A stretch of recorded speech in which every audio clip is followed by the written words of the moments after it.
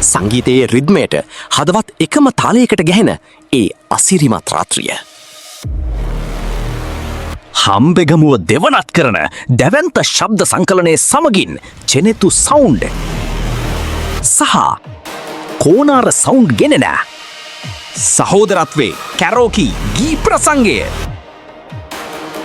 මෙවර හම්බෙගමුව ජනපද පාසල් ක්‍රීඩාංගනයේදී 2026 මැයි 16 වන සෙනසුරාදා සවස 6 සිට අඛණ්ඩව.